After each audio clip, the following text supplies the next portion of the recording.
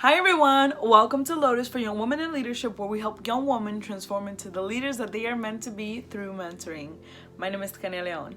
Today's topic is fear. Understanding what fear is, where it comes from, and ways to overcome it. So what is fear? Fear is an emotion that typically occurs when you perceive a threat to your personal well-being. Fear is a common emotion that has been experienced by most people. It is a normal and natural part of life. However, it can lead people to experience a wide array of physical or mental changes. And intense or irrational fear can even interfere with a person's happiness, sense of security, and ability to function. That is why most of us choose to stay in our comfort zones, because we feel safe, we feel secure. So where does it come from? Well, it comes from a region in our brain that we all have. It's called the amygdala. It's about the size of an almond, and it's there for survival. How it does that is by generating fear. For example, if you're walking down the street and there's a branch and it's about to hit you, you immediately duck. That is your amygdala working. The only thing is that our amygdala does not know the difference between a good challenge or a dangerous one, a good risk or a bad risk. Its whole purpose is basically to just avoid it all altogether.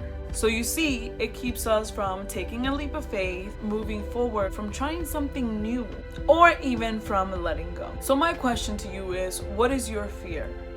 What are you afraid of? We all have small and common fears like spiders, snakes, heights, turkeys. Yeah, that one's mine.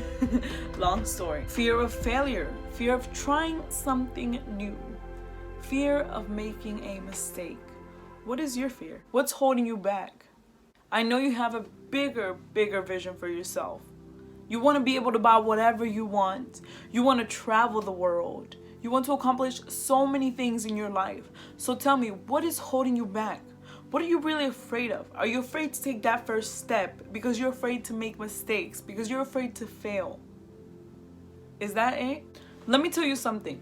By overthinking, by worrying, by stressing, by ignoring your fear, you're actually allowing it to grow. You are feeding it. Once you face it, once you confront it, once you actually pay attention to it, it begins to shrink. Once you confront your fears, you start to realize that there is really nothing to be afraid of. You start to realize the fear doesn't really exist until you begin to feed it.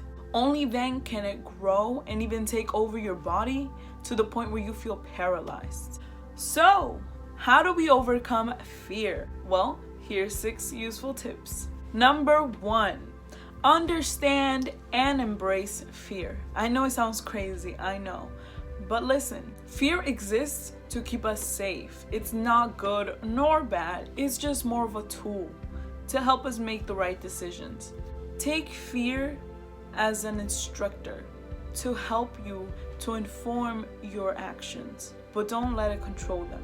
Number 2, analyze. I know when fear strikes, we're all just so quick to take action. Take a step back and analyze your decisions, analyze so you can make the right choice. Oftentimes, making a quick choice is not the best one. Number 3, name your fear. Write it down, say it out loud, or even focus your attention to it, because that can give you the courage to be able to deal with it.